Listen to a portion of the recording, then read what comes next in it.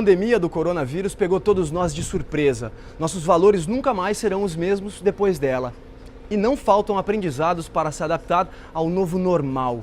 É hora de ouvir o escritor e empresário do Vale do Silício, Maurício Benvenuti, que nos traz previsões e soluções inspiradoras para essa nova realidade.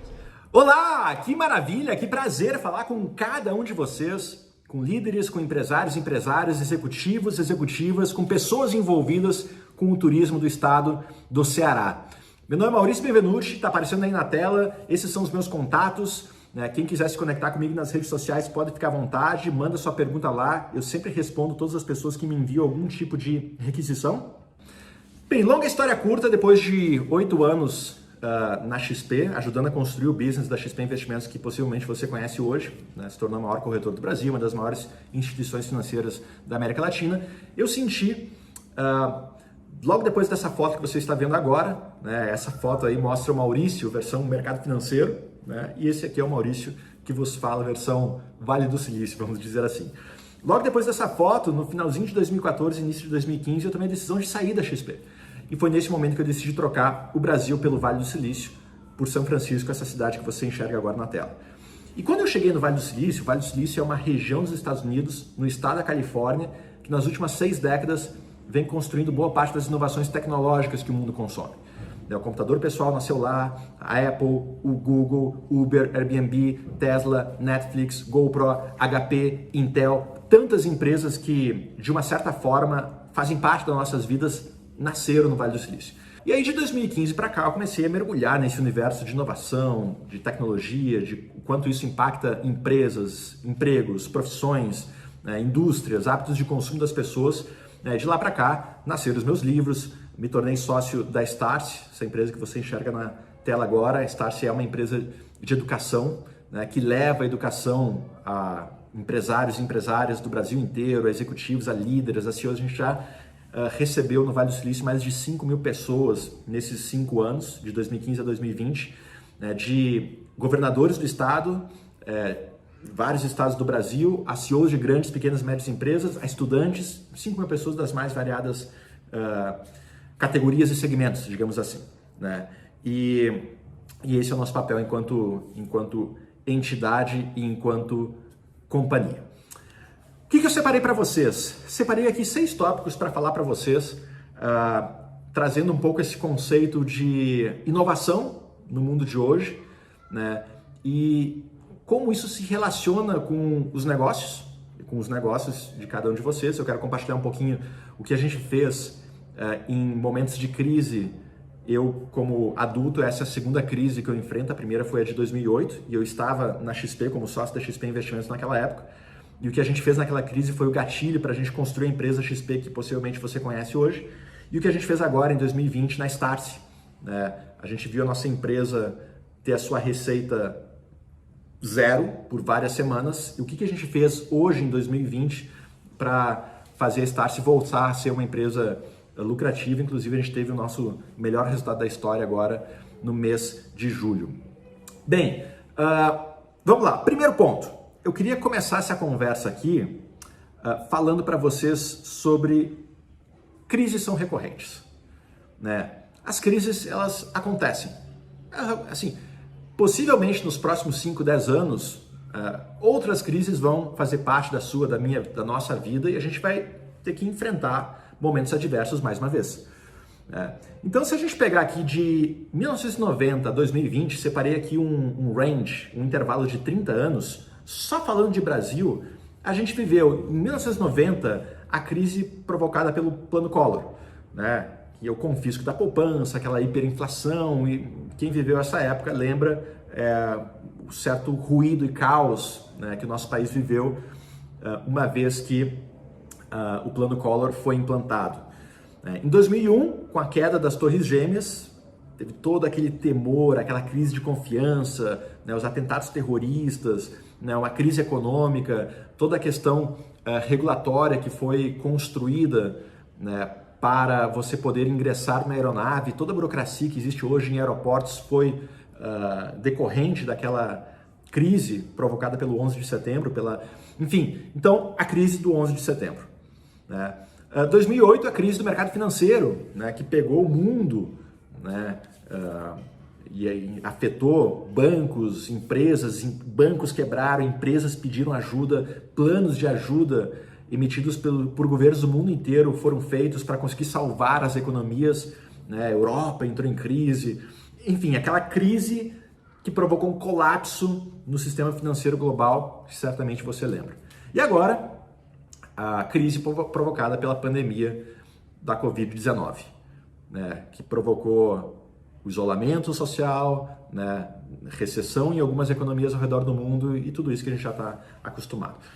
Pois bem, olha só, no intervalo de 30 anos, de 3 décadas, eu mencionei aqui de uma forma bastante abrangente 4 momentos adversos que nós, enquanto sociedade brasileira, a gente enfrentou. Alguns mais, outros menos intensos, mas o fato é, 30 anos, 4 momentos. Ou seja, a cada 10 anos, uma crise, em média, um pouco mais de uma crise a gente enfrenta. Então, primeiro ponto, crises são recorrentes, crises acontecem. Daqui 10 anos, a gente vai viver outras crises, daqui 20, mais crises. Crises fazem parte das nossas vidas, momentos adversos que afetam o meu, o seu, o nosso negócio, a nossa sociedade, elas acontecem. Tá? Além de acontecerem, as crises, os momentos de instabilidade, os momentos adversos, são momentos que mudam o curso, a história de indústrias, de segmentos inteiros da sociedade, de hábitos de consumo das pessoas. Daria para voltar lá atrás, século XIV, peste negra, que matou de 25 a 30 milhões de pessoas na Europa. Muitos historiadores acreditam a peste negra como sendo o evento que deu fim ao feudalismo e à servidão e marcou o início de um processo trabalhista muito mais robusto que deu muito mais proteção aos trabalhadores da época. Muita gente fala que a peste negra moldou o caminho para a construção do modelo econômico europeu que a gente conhece hoje. A Segunda Guerra Mundial, com vários homens, a população masculina deixando seus empregos nos seus países para irem servir nos campos de batalha, esses empregos que ficaram vazios foram ocupados por quem? Muitos deles por mulheres, por esposas e mulheres. Então, a Segunda Guerra Mundial marca, né, o início do ingresso das mulheres na força de trabalho mundo afora. Então, coloquei mais um outro exemplo aí para você, que você vê na tela. Em 2002, a crise da SARS, a epidemia de SARS na China, que gerou na sociedade chinesa naquele ano uma realidade muito parecida com o que a gente vive hoje no mundo, provocada pela Covid-19. Isolamento social, as pessoas deixaram de se relacionar, ficaram trancadas em casa, né? E essas pessoas trancadas em casa, né, precisaram continuar obtendo seus produtos e alimentação e o que precisam para sobreviver, né? E inclusive essa crise, você está vendo na tela aí, ela teve o seu início em 2002, mas o seu grande pico foi em 2003, né? Por isso muito se tem temor hoje na Covid-19 por uma segunda onda de contágio, porque quando a gente olha o que aconteceu na China, na SARS, a gente vê que foi a segunda onda, a onda mais impactante, digamos assim, do país. Mas o fato é, com as pessoas em casa, precisando continuar adquirindo seus produtos para sobreviver, várias viram numa empresa chamada Alibaba, que havia sido criada alguns anos anteriores, em 1999, uma solução para os seus problemas. O Alibaba, que tinha criado um comércio eletrônico, né, e permitia que as pessoas acessassem a internet e comprassem os seus produtos e alimentos e recebessem em casa, começaram a fazer isso, começaram a usar o Alibaba para comprar seus bens. Inclusive, você vê aí na foto imagens, né, do escritório da Alibaba entrando em quarentena lá em 2003, né, na China, em função da SARS. Mas qual é o ponto? O ponto é, o maior e-commerce do mundo hoje, que é o e-commerce, o Taobao, ele foi criado justamente em 2003, no olho da crise da SARS na China. E muitas pessoas acreditam na SARS como sendo o evento que marcou o início dessa adoção em massa do comércio eletrônico pela população chinesa. Você está vendo aí no gráfico hoje, a China é disparado, né, o maior player do segmento de e-commerce, de comércio eletrônico do mundo.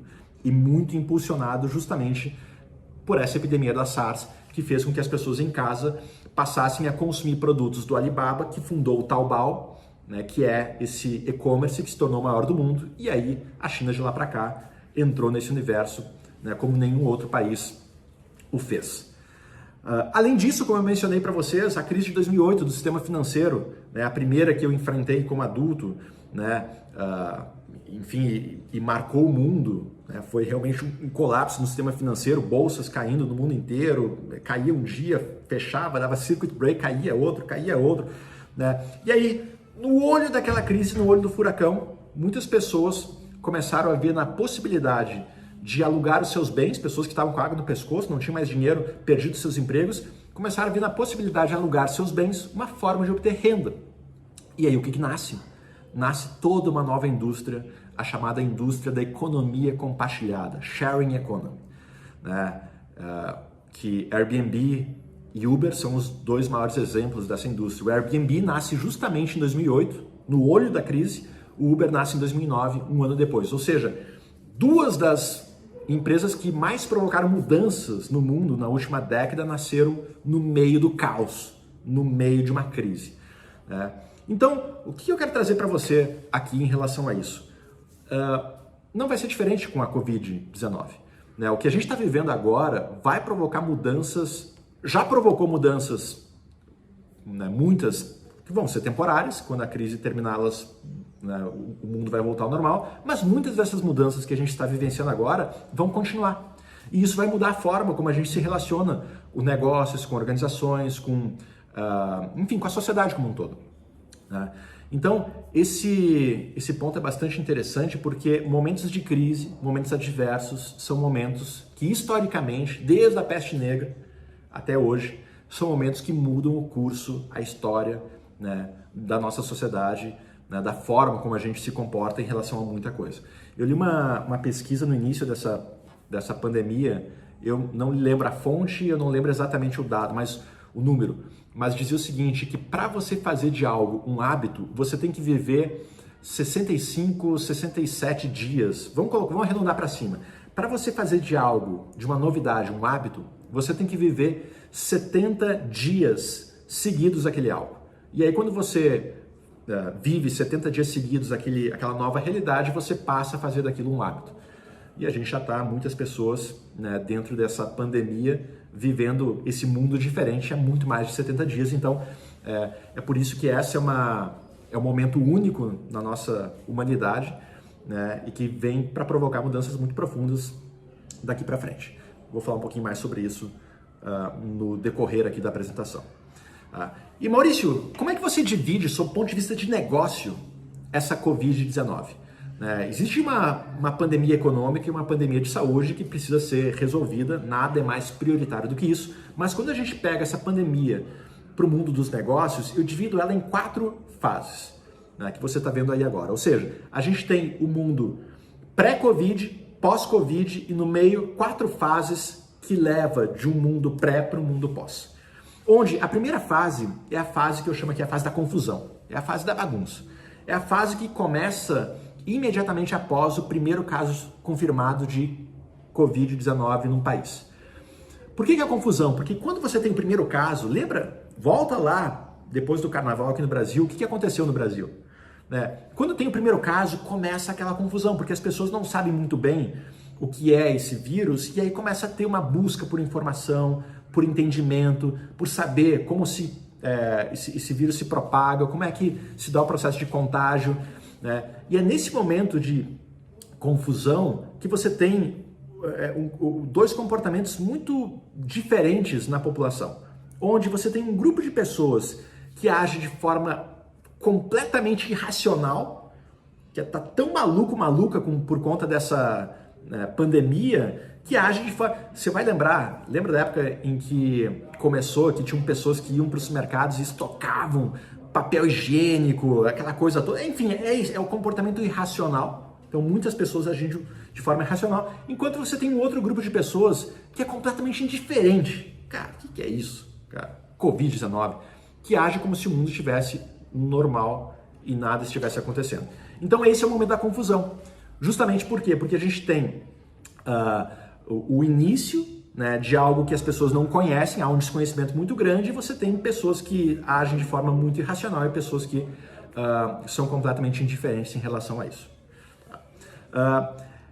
Segunda fase, ela começa na medida em que o número de casos e contágios começa a aumentar, e aí a empresa manda seus funcionários para trabalhar em casa, home office, e quando a pessoa se vê trabalhando em casa, caramba, meu amigo, minha amiga, estou vivendo um momento diferente na minha vida, no mundo, eu tenho que, primeiro, aceitar e tenho que me adaptar. Não tem jeito, realmente isso aqui é uma pandemia, pegou minha vida, a vida do mundo em cheio e não tenho o que fazer. Eu tenho que aceitar e tenho que me adaptar. Né? Então é nesse momento, quando você não vê um fim à vista, né? Quando não há uma luz no fim do túnel, é nesse momento que as empresas começam a desfazer os seus planos de longo prazo e começam a atacar no curto prazo. Vocês devem ter vivido isso ou seja, cara, agora é hora, não tem mais que me preocupar com o ano que vem, 2022. Não, agora eu tenho que me preocupar em sobreviver os próximos 1, 2, 3, 4 meses. Enfim, porque se eu não viver 2, 3, 4 meses, não tem por que eu pensar daqui a um ano. Então, esse é o momento em que, em geral, as empresas pararam de engavetar os seus projetos de médio e longo prazo, passaram a criar planos de curto prazo, né, para se estabelecer, né, nessa crise, para sobreviver, para conseguir construir uma ponte entre o mundo pré e o mundo pós-Covid. Tá? Terceira fase começa na medida em que esse número de casos começa a se estabilizar, de novos casos, o número de contágios já começa a entrar num platô, quando o entendimento em relação a esse vírus começa a ser muito mais espalhado pela sociedade, há um entendimento maior, as pessoas já têm uma clareza de como esse vírus se propaga, ou seja, na medida em que se tem um entendimento melhor desse desconhecido, que era desconhecido e agora passou a ser mais conhecido. E na medida em que o fim começa a brilhar, na medida em que começa a ver uma luz no fim do túnel, opa, né, já existe aqui um caminho. Nesse momento começa a terceira fase, que eu chamo aqui a fase da preparação, que é o momento onde as empresas começam já a se desfazer daquelas ações de curtíssimo prazo e já começa a desengavetar novamente seus planos de longo prazo. Eu já começo a olhar o longo prazo de novo, eu já começo a ter alguns funcionários voltando a trabalhar no escritório, né? Já começa a ter um início, né? uma precipitação inicial para uma volta, né, ao trabalho, né, de uma maneira mais parecida com o que a gente estava acostumado. Né? E aí você tem uma priorização de novo do longo prazo em detrimento do curto. Então essa é a fase da preparação. A economia, as empresas, as pessoas começam a se preparar para uma retomada. E a última fase, a quarta, é a fase da retomada, que é, na medida em que a curva de contágio, de novos casos confirmados, começa a diminuir, começa a ficar cada vez menor, né, a economia começa a voltar ao seu normal, a retomada, a atividade econômica começa a ser pujante novamente, planos de longo prazo priorizados em detrimento aos planos de curto prazo, e aí a economia volta, né, em retomada para o seu dia a dia. Né? Então o que a gente tem? A gente tem a era pré-Covid, a era pós-Covid, e a gente tem essas 4 fases no meio. Né? Então é interessante dessa crise porque ela, diferente da crise de 2008, que afetou o mundo inteiro ao mesmo tempo, o mundo todo sofria da mesma crise no mesmo instante. Essa é um pouco diferente, por quê? Porque você tem diferentes partes do mundo em diferentes momentos de crise. Então a gente tem aqui a Ásia, onde começou com países como China e Coreia do Sul, que já estão em retomada há alguns meses, onde o dia a dia já está mais próximo do normal. A minha empresa tem um escritório na China e já faz alguns meses que a vida lá já está muito mais próxima do normal do que aqui.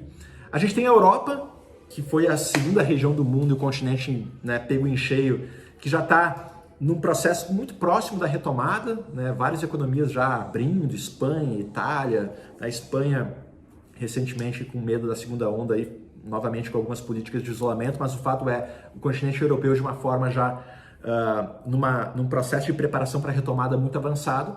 E a gente tem as Américas aqui, que foi a última região do mundo impactada, né, ainda com uma curva de contágio bastante elevada, Estados Unidos, Brasil, que começa, né, a se preparar agora para uma retomada. Né? Então, coloquei aqui alguns países dentro desse histórico aqui da Covid para posicionar o mundo em relação ao tratamento dessa pandemia. Beleza, Maurício, já vi, legal, tá bacana aqui a conversa, né? Eu já vi que crises são recorrentes, crises acontecem, entendi, faz parte da vida, né? Momentos adversos de tempos em tempos surgem. Já vi que esses momentos adversos, como você mencionou, historicamente muda o curso de muita coisa na sociedade, não vai ser diferente com a crise da Covid-19. E você pontuou aqui os 4 estágios da Covid, entendi e vi mais ou menos onde o Brasil se encontra no mapa mundi, né, dessa pandemia. Mas Maurício, como é que a gente age diante de um momento como esse? Como que um empresário, empresária, você que tem o seu negócio no setor de turismo, né, você que vive do seu empreendimento, como é que nós podemos agir em momentos adversos? E aqui eu quero trazer para você o que nós fizemos na XP em 2008, diante daquela crise, para transformar a empresa completamente em função daquele momento adverso, e o que a gente fez agora em 2020, né, para transformar a Startse. Eu vou contar um pouquinho do nosso case aqui para vocês e certamente você vai ter alguns insights do que você pode aplicar no seu negócio. Tá? Então, eu divido aqui em 4 fases essas ações que nós realizamos tanto em 2008 quanto agora em 2020. Tá? Primeiro, em momentos adversos, né, que são momentos onde as pessoas contraem seus gastos, né, quando eu estou numa adversidade que eu não tenho um horizonte à vista, né, eu não sei como vai ser o dia de amanhã, eu, enquanto consumidor sociedade, eu vou contrair meus gastos. Deixa eu me proteger aqui, vou controlar minhas finanças, então vou gastar menos. Né? E na medida em que as pessoas, a sociedade, gasta menos, né, obviamente que o consumo das empresas diminui. Então eu, enquanto empresa, nesses momentos de crise, eu tenho que ser extremamente prudente com custos. Só que mais do que isso, a palavra não é prudente, eu tenho que ser um maníaca por custos. Maníaca, essa é a palavra. Na verdade, eu tenho que ser prudente com custos sempre, mas em momentos adversos eu tenho que ser maníaco por custos. Por quê? Porque a única forma de eu conseguir, uma das poucas variáveis que eu tenho controle no meu negócio é custos. Né? Então, o que a gente fez? Em 2008, quando chegou a crise financeira e a XP foi extremamente impactada, porque a gente, né, oferecia um dos nossos principais produtos que garantiam boa parte da remuneração da empresa, era a compra e venda de ações na Bolsa de Valores. Né? E com a Bolsa virando mico, né, foi a capa da Exame na época, todo dia na mídia falando bolsa caindo, investidores perdendo dinheiro, o nosso consumidor disse, cara, eu não quero mais investir em bolsa. Então, obviamente que as nossas receitas caíram drasticamente. E aí, o que a gente fez? Não, a gente tem que se valer daquelas poucas variáveis que a gente tem controle. O que a gente fez? A gente, maníaco por custos, a gente instituiu na XP naquela época o que a gente chamou de módulo lunar de sobrevivência. O que é isso? Esse é o tipo de momento que você não tem que ter romance com seus mimos. Esse é o momento que você tem que deixar a Nespresso de lado, que você tem que deixar aquele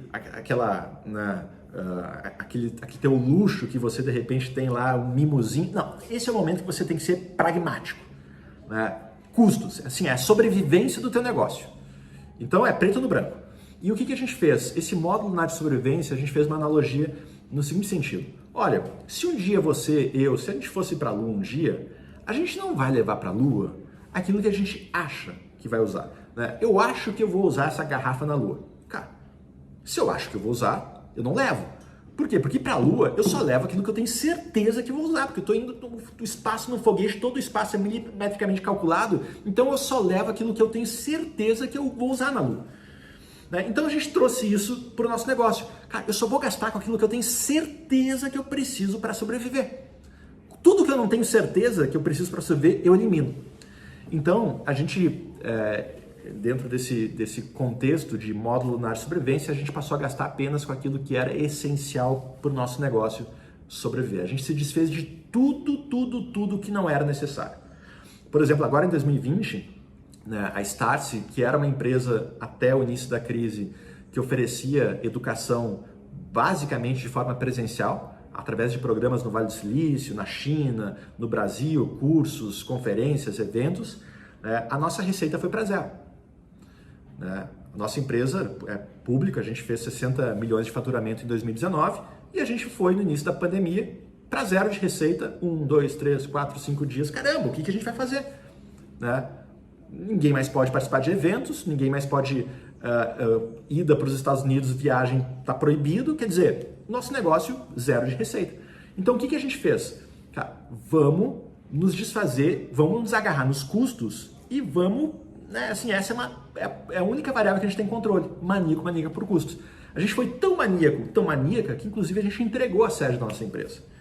Né, que a gente está, enfim, por contrato a gente tinha que ficar até setembro, então setembro a gente está saindo da nossa empresa, da nossa sede, que fica em Pinheiros, em São Paulo. Por quê? Porque, assim, eu preciso de uma sede, o contexto é, eu preciso de uma sede para sobreviver, eu precisei de uma sede durante a pandemia. Não, por quê? Porque ninguém está saindo de casa, então nem os meus funcionários estão indo para a sede, então eu não preciso. Se eu não preciso, eu entrego. Ah, Maurício, mas e as boas lembranças da tua sede? Tinha uma sala bacana lá que a gente chamava Sala de Descompreensão, com um tapete verde. Cara, ok, mas esse é o momento que a gente não tem que ter romantismo nessas horas. Cara, de novo, é a sobrevivência do teu negócio. Não dá para tratar a sobrevivência do teu negócio querendo ser romântico. Cara, é pragmático. Então, primeiro ponto, maníaca por custo.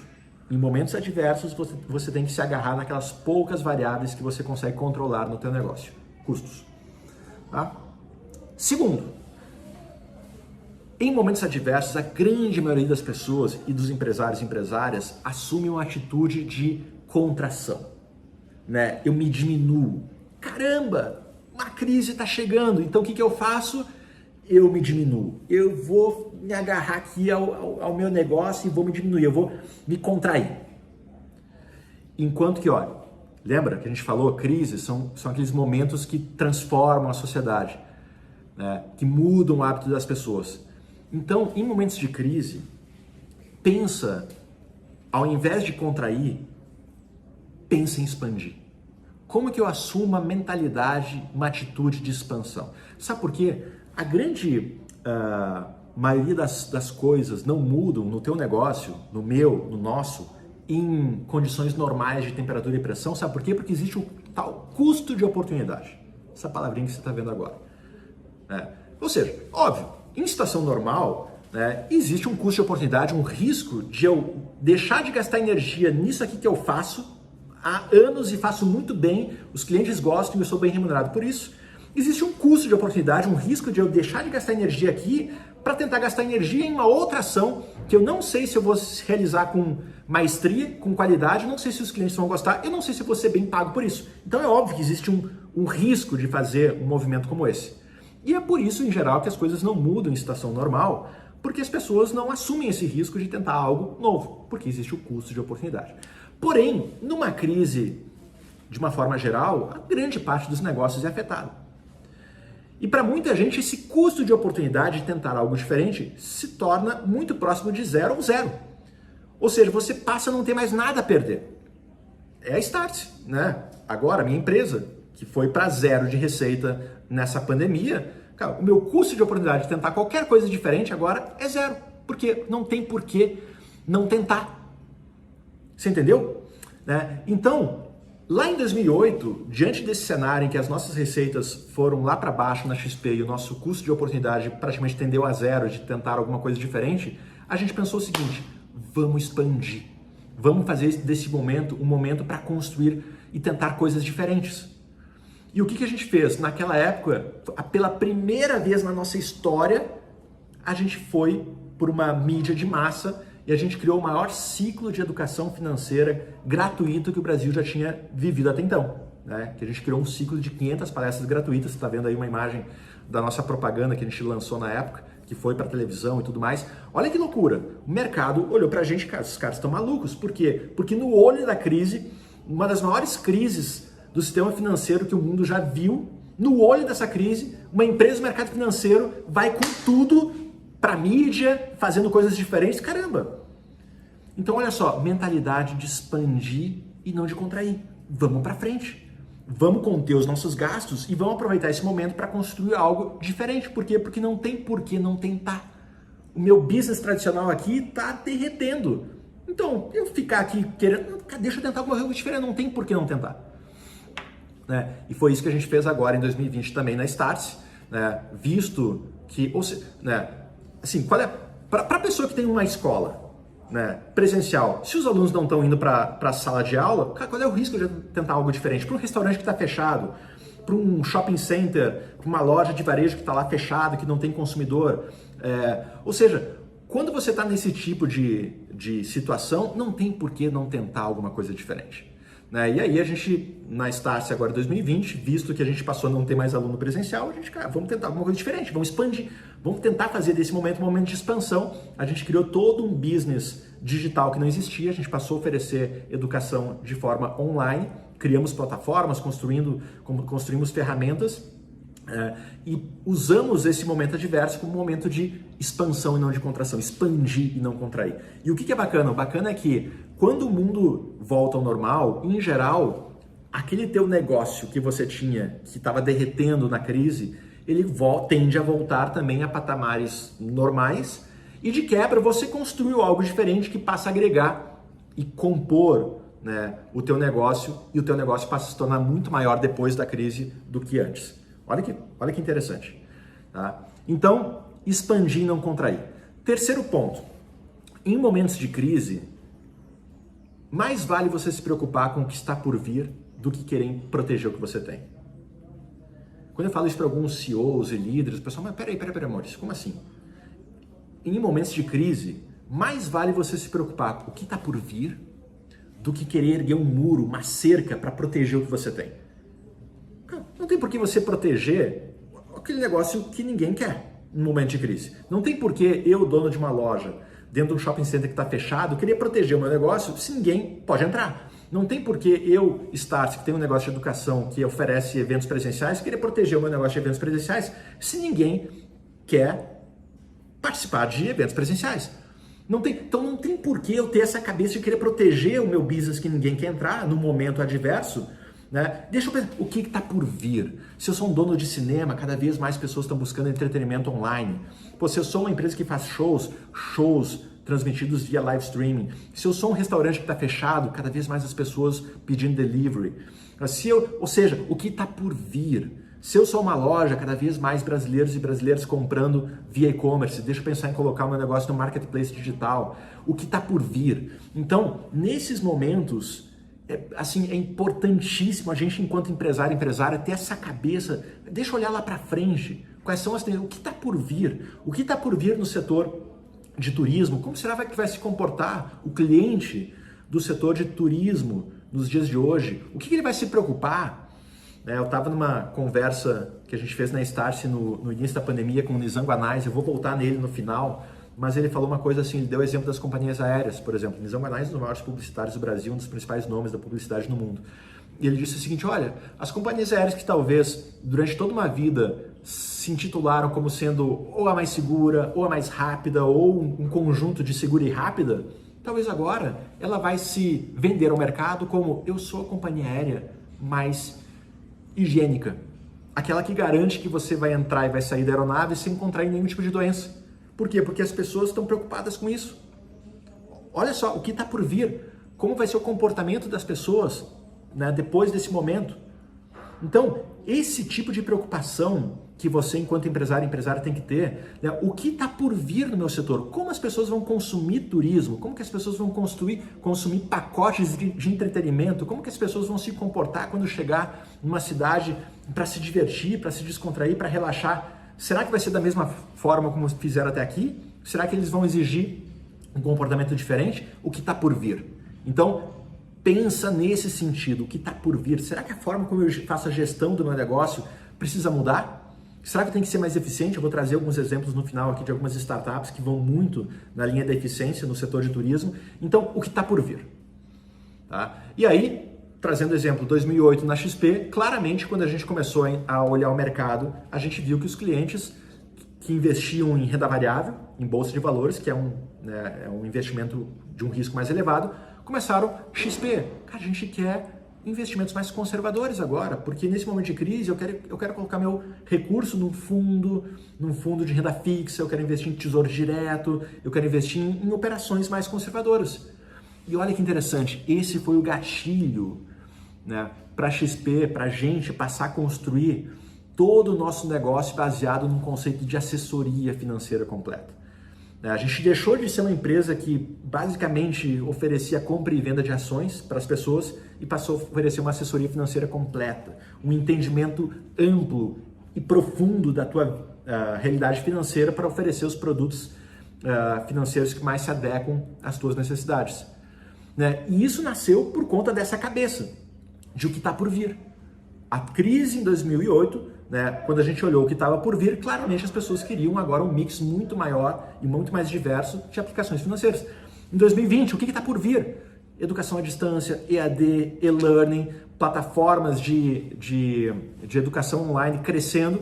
Nós, Startse, vamos, que está por vir. As pessoas entenderam que dá para se capacitar e aprender de casa, de forma digital. E aí a gente partiu para desenvolver toda uma linha de negócios dentro desse caminho, o que está por vir. Tá? E aí, quando voltar ao mundo normal, as pessoas voltarem a se aglomerar, nosso business aqui de educação presencial, a gente volta com ele e a gente vai ter construindo um business completamente novo que nos últimos 3 meses não existia. Há 3 meses atrás. Entendeu? O que está por vir e não proteger o que você tem. E por fim, o quarto e último ponto que eu quero trazer para vocês aqui é um termo que eu aprendi e conheci com os americanos. Né? A população americana ela convive com crise desde que nasce, né? Principalmente gerada e provocada por efeitos naturais, né? Por causas naturais, né? Tornados, furacões, terremotos. São Francisco, eu participei já de 3 treinamentos anti-terremoto em São Francisco. São Francisco guarda ainda a memória do grande terremoto de 1906 que devastou a cidade, incendiou. Enfim, então a americana ela nasce com esse negócio de crise na cabeça.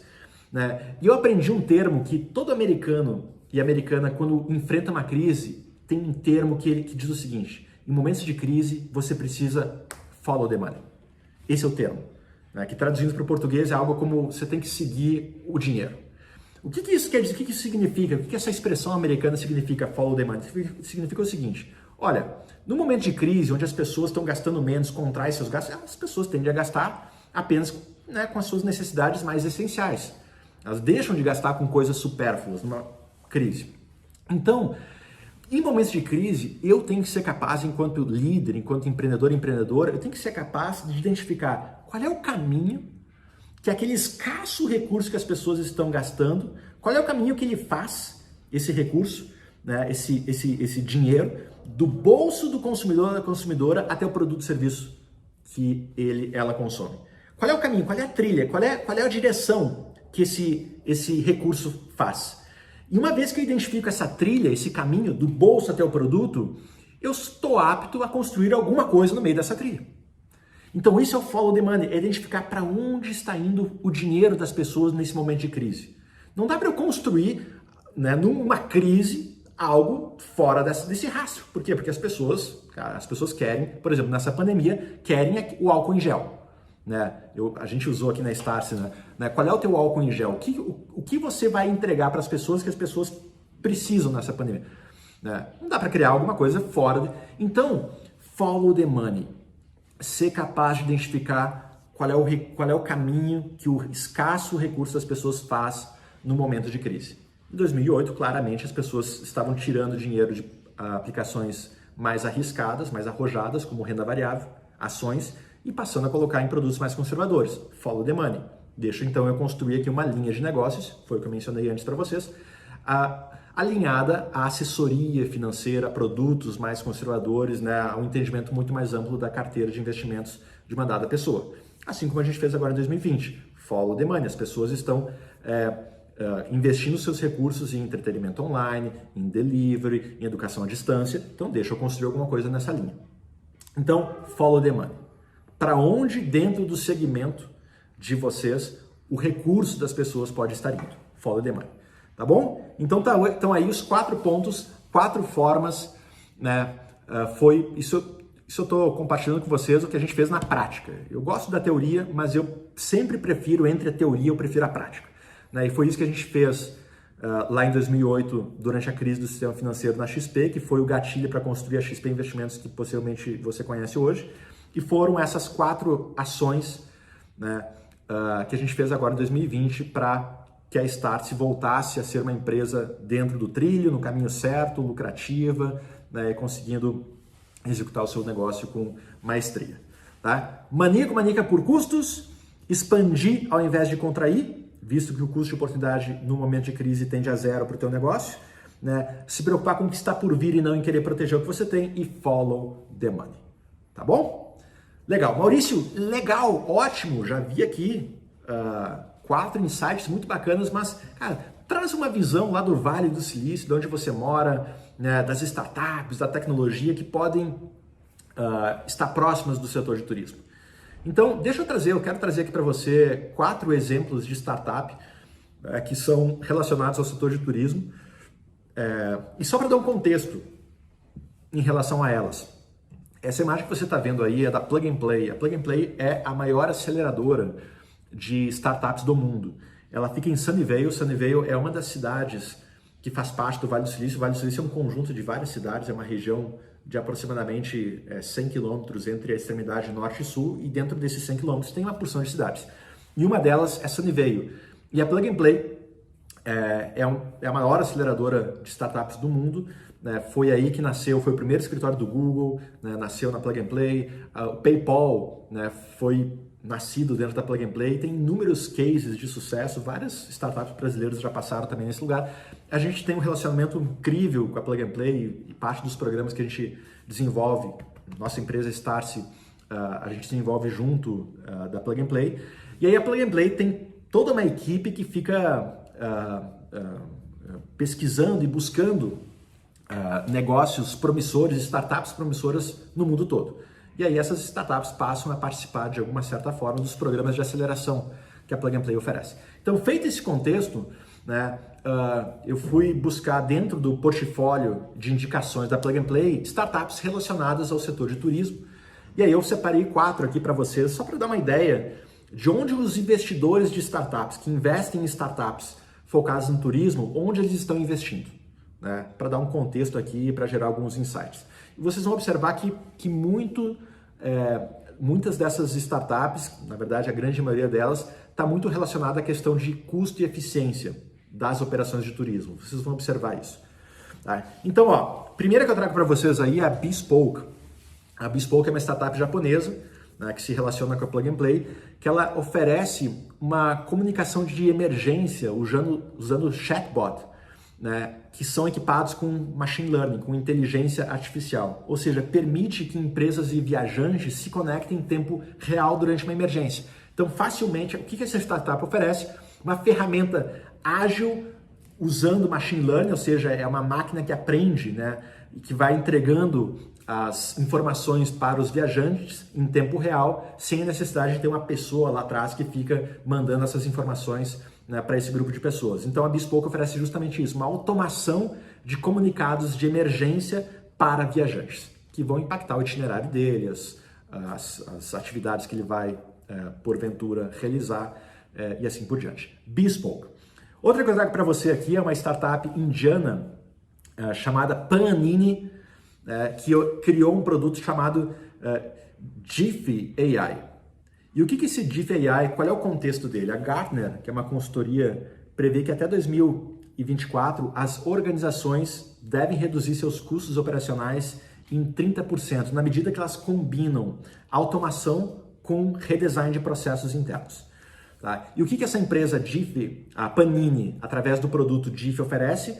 Recursos para converter dados não estruturados, semi-estruturados e dados escritos à mão, ou seja, pegar todo aquele teu repositório de informações não estruturadas que você tem na tua empresa em relação a clientes, a dados passados, informações legadas, né, e converte isso tudo em dados estruturados que permitem, uma vez que você tem tudo estruturado, automatizar os seus processos. Então, ela faz esse trabalho sujo, né, de ter que pegar aquelas informações que estão lá escritas à mão, enfim, estruturar tudo isso, e você coloca tudo isso de forma estruturada para iniciar o processo de automação dos seus processos. Então, ela entra uma startup que faz isso, que criou um sistema para fazer isso de uma forma bastante rápida, para estruturar os dados não estruturados das organizações. Né? Então você está vendo, são negócios muito voltados à eficiência interna. E os outros dois exemplos que eu trago, Automation Hero, que é uma startup de São Francisco, que combina automação de processos com inteligência artificial para reduzir tarefas repetitivas e demoradas. Né? E o bacana é que ela tem uma interface de comunicação entre ela e o usuário através de um virtual partner, de um parceiro virtual, né? De um assistente virtual chamado Robin. Né? E o Robin ele é uma pessoa, entre aspas, né? Que interage de uma maneira mais amigável com os indivíduos que estão na plataforma. E por fim, uma startup canadense chamada Citata, que oferece uma plataforma que monitora 24/7, né, full time, as fontes de informações oficiais e mantém os viajantes atualizados em relação a potenciais impactos que eles podem ter nos seus pacotes, na sua programação, né, nas atividades que eles vão desenvolver nas cidades e nos países que eles vão visitar. Então observa que tem dois caminhos aqui. Tem startups muito focadas, né, em eficiência interna, para fazer com que, né, as empresas do setor de turismo gastem menos e sejam mais eficientes internamente. E por um lado, soluções para entregar mais informações para os viajantes em relação a potenciais impactos que eles podem ter nas suas atividades em função do tempo, de emergências, agora na pandemia, talvez de um crescente número de casos naquela região que ele vai visitar e assim por diante, cancelamento de voos. Então estão aí 4 startups do portfólio da Plug and Play que eu trouxe aqui para você, para ilustrar um pouquinho essa conversa e trazer o Vale do Silício como exemplo. E ainda dentro da Plug and Play, eu fui atrás de relatórios que ela compartilha, né, para os seus membros, e tem uma pesquisa bem bacana e completa da Deloitte que fala muito sobre o futuro pós-pandemia do setor de turismo, e eu separei só para você aqui, para dar um norte, né, em relação a essa pesquisa da Deloitte. Esse gráfico que você está vendo agora mostra o quão ativo os viajantes, né, estão buscando por pacotes de viagem, né? O quão ativo as pessoas estão procurando pacotes de viagem, e ela separou por faixas etárias, né? Ou seja, por idade. E aí isso mostra claramente lá em abril e no final em maio. E claramente você observa que ali a faixa etária dos mais novos, dos mais jovens, de pessoas entre 18 e 34 anos, são aquelas que estão mais buscando pacotes de viagem. Então, talvez aí para dar um insight para o setor de turismo, para você que está pensando, né, em como realizar uma campanha, em como ofertar o teu produto, que público atingir, né, de uma certa forma, o público, a faixa etária que está mais buscando informações sobre viagens e pacotes é a população que se encontra entre 18 e 34 anos. Tá legal? Então, tá aí, trouxe um pouquinho de algumas informações do Vale do Silício para vocês, de algumas startups dentro desse segmento. E agora eu quero encerrar deixando uma pulga atrás da orelha, aqui para você, dando uma dica aqui de como você pode se comportar em relação à forma como você divulga o teu negócio, a forma como você atua, né, na divulgação, né, do que você faz. E aí é o seguinte, essa palavra que você está vendo agora, trust, né, que significa confiança em português, na minha visão, isso é o que rege toda a relação entre empresa e consumidor. Você pode ter os melhores serviços turísticos, oferecer os melhores pacotes, a melhor user experience, a melhor experiência para o usuário. Você pode oferecer tudo de melhor. Mas se o teu cliente, o potencial cliente, não confiar em você, de nada adianta você ser melhor no restante, né? Trust é a relação que cria um elo, né, forte, sólido e confiável entre uma empresa e os seus consumidores. Trust. Eu sinceramente, eu sempre, quando eu acordo, eu busco como eu posso fortalecer a minha relação de confiança com os meus consumidores do meu negócio. Um dos últimos eventos que eu fui em 2019 presenciais em São Francisco, no Vale do Silício, foi um evento da Salesforce, que é uma grande ferramenta que faz a gestão de clientes né? Oferece uma ferramenta de gestão de clientes para as suas empresas. E a Salesforce, o evento foi muito pautado por essa palavra, trust, né? Ou seja, trust over tudo, confiança acima de tudo. Isso é o que você, enquanto empresária, precisa construir na sua relação com o seu cliente, né? E aí, aquela conversa que eu mencionei para vocês, que a gente teve no início da pandemia, a Startse com o Nizam Guanais, o Nizam Guanais, ele trouxe esse conceito que você está vendo na tela aí, de que uma das melhores formas de você construir trust, confiança com o teu consumidor, é como? É construindo uma logo bacana, bonita? É fazendo um advertisement, uma propaganda show de bola? Confiança cada vez mais se constrói com conteúdo. Quanto mais você compartilhar o que você acredita, os teus valores, os teus princípios enquanto negócio, mais você se conecta com as pessoas e mais as pessoas passam a acreditar você, né? Como um potencial, player que oferece um pacote que eu vá consumir. Conteúdo é a nova publicidade. Não dá mais para imaginar que a pessoa vai acreditar em você porque o teu site é bacana, é bonito, a tua logo é super estilizada, tá aqui no cantinho da tela. Isso é bacana, é importante, é óbvio que ter um look and feel, design apropriado faz sentido, mas as pessoas hoje querem mais do que isso. Quais são as tuas crenças? Quais são os teus valores? Né? Qual é o teu conteúdo? Conteúdo é o novo marketing, conteúdo é a nova publicidade. O Nizam falou isso várias e várias vezes. E aí eu coloco para você enquanto empresa de turismo, você tem uma estratégia de geração de conteúdo? É por isso que hoje praticamente toda empresa do mundo é uma empresa de mídia. Todo negócio hoje é uma empresa de mídia, inclusive toda pessoa hoje é uma pessoa de mídia. Por quê? Porque conteúdo é uma das principais ferramentas para você construir relação de confiança com os seus consumidores, através de conteúdo. Por quê? Porque através de conteúdo você capacita o teu consumidor, você torna ele melhor, você dá conhecimento para ele, né? Você faz com que ele se torne uma pessoa mais intelectualmente conhecedora de algo, conteúdo. Enfim, na época da XP, trazendo de novo o meu case, a gente criou uma empresa chamada XP Educação, que era a empresa por meio da qual a gente entregava conteúdo para as pessoas para capacitar ela em relação às finanças pessoais, né? E esse conteúdo, na medida que essas pessoas iam consumindo, elas se tornavam cada vez mais conhecedoras desse universo. Caramba, a XP está me ajudando, eu estou entendendo mais das finanças pessoais, de como se investe, isso, eu estou aprendendo. A educação é nobre. Quando você educa as pessoas, depois de 6 meses, quando essa pessoa tomava a decisão, cara, agora eu quero começar a investir meu dinheiro, vou investir com quem? Eu até posso escolher uma empresa que apareceu aqui pela primeira vez na minha vida, mas é plausível a gente imaginar que ela vai escolher aquela empresa que está há 6 meses capacitando ela, tornando ela melhor. Então, conteúdo. Deixo aqui uma pulga atrás da orelha de você. Você, enquanto empresa que atua no setor de turismo, no estado do Ceará, você tem uma estratégia de geração de conteúdo, onde você compartilha conteúdo sobre algo relacionado ao teu setor, com os teus consumidores ou potenciais consumidores, com a tua audiência, com o teu público, né? Pensa nisso. Por quê? Porque hoje, aquele funil, você está vendo aí, o tradicional funil de vendas, ele já se tornou uma malha. Antigamente você fazia campanhas de marketing, aí tinha uma porção de leads, né, de pessoas impactadas, e lá no final do funil você tinha as vendas que surgiam daquela campanha.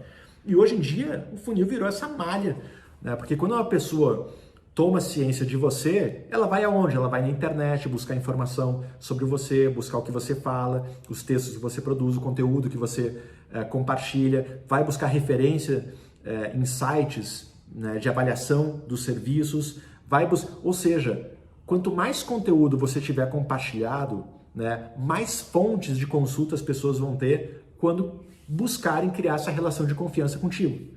Por isso, a estratégia de geração de conteúdo ela é fundamental. Você está vendo aí, essa é a forma como a gente trabalha na Startse, que é uma estratégia que várias startups também utilizam. A gente chama de 4 Cs, né? Que é consumidor, cliente, né? Cliente, conteúdo, comercial e cultura. 4 Cs, Customer, Content, Commercial and Culture. E observa, a área de vendas não está conectada diretamente com o consumidor. Existe uma camada entre a área comercial e o consumidor, chamado o quê? Content, conteúdo. A gente tem uma estratégia de geração de conteúdo, essa estratégia de geração de conteúdo compartilha conteúdos quase que diariamente com os nossos consumidores, a gente vai capacitando eles e isso vai nos dando insights de potenciais produtos que a gente pode construir e de produtos que essas pessoas querem dentro dos que a gente já oferece, que a gente pode oferecer para eles. E aí a gente, através do conteúdo, a gente conecta a área de vendas com esse potencial consumidor. Observou? Então, mas por que você está falando isso? Porque pessoas se conectam com pessoas. A conexão das pessoas, pessoa com pessoa, ela é muito mais forte do que a conexão entre uma pessoa e uma empresa. Porque é da essência do ser humano. A gente se conecta com indivíduos e indivíduos. Indivíduos mas a gente se conecta com ser humano com ser humano. Então, antigamente, a gente tinha o chamado Media Effect, onde para eu criar um juízo de valor sobre uma empresa, eu via aquela empresa em mídias, em revista, em TV, em rádio e por aí vai. E hoje a gente tem o chamado Network Effect, que quando eu tomo ciência de um negócio, eu vou buscar referência de outras pessoas, recomendação, né, os reviews que as pessoas fazem daquele negócio. Por quê? Porque pessoa se conecta com pessoa. E onde é que eu quero chegar? Visto que a conexão de pessoa com pessoa ela é mais intensa do que a conexão entre pessoa e uma empresa, né, e esse estudo da Weber Shandwick, que é uma grande agência de publicidade no mundo, ele mostra isso, ou seja, se você enquanto empresa fizer um post com um texto, uma foto, e um funcionário da tua empresa postar a mesma coisa, a mesma foto, o mesmo texto, exatamente igual no mesmo horário, o post do teu funcionário vai ter mais de 500% de engajamento do que o teu, da empresa. E, em geral, na média, um funcionário tem 10 vezes mais seguidores do que as redes sociais de uma organização. Por quê? Porque pessoas se conectam com pessoas. Maurício, onde é que você está querendo chegar? Estou querendo chegar no seguinte. De novo, crises são momentos de oportunidade, que abrem espaço para coisas diferentes.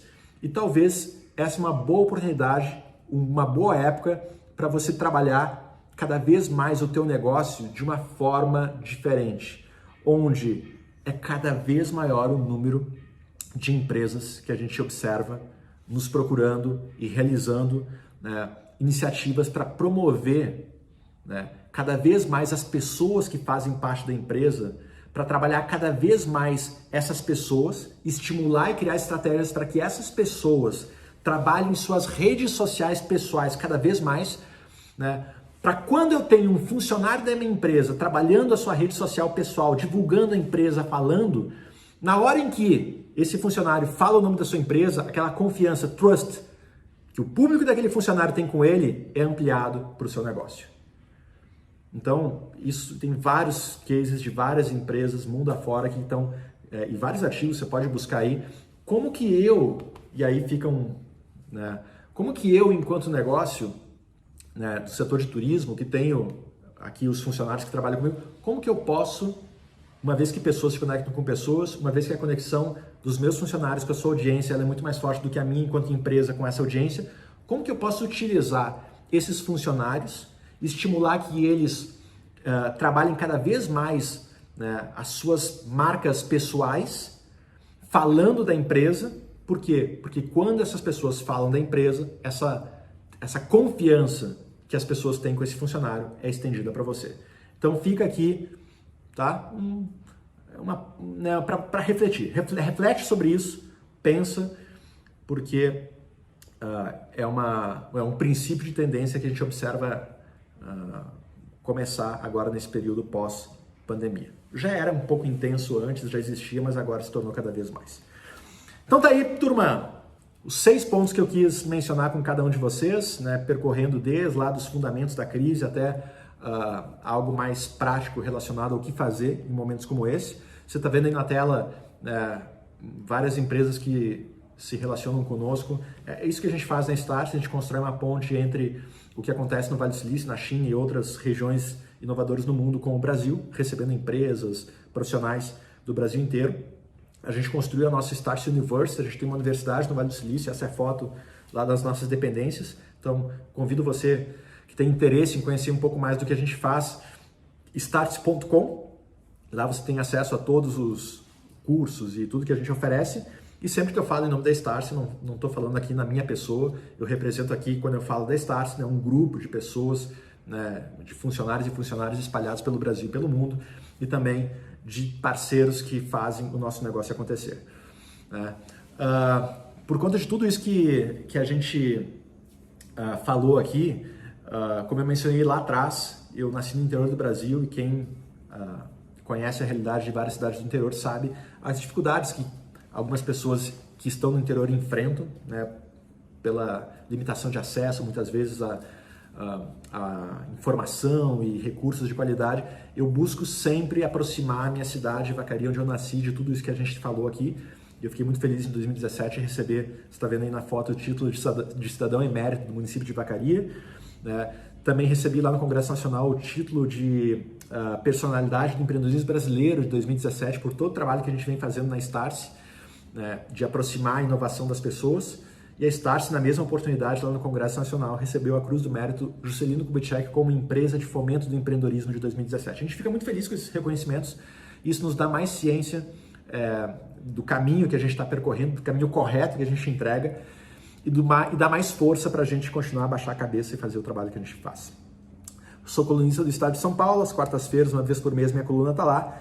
E tá aí, esse é um dos projetos que eu mais adoro realizar hoje dentro da Starse, que é levar tudo isso para jovens que vivem em condição de desprivilégio no nosso país. A gente tem uma parceria junto com a Junior Achievement, que é uma ONG que existe há mais de 100 anos, que empodera o jovem, e a gente fez uma parceria para levar até o jovem todo esse assunto aqui, né, que se trata de inovação, tecnologia, startup, tudo isso a gente leva, né, para as regiões mais longínquas do Brasil, e a gente tem feito um trabalho bem bacana aí nos últimos anos em relação a isso.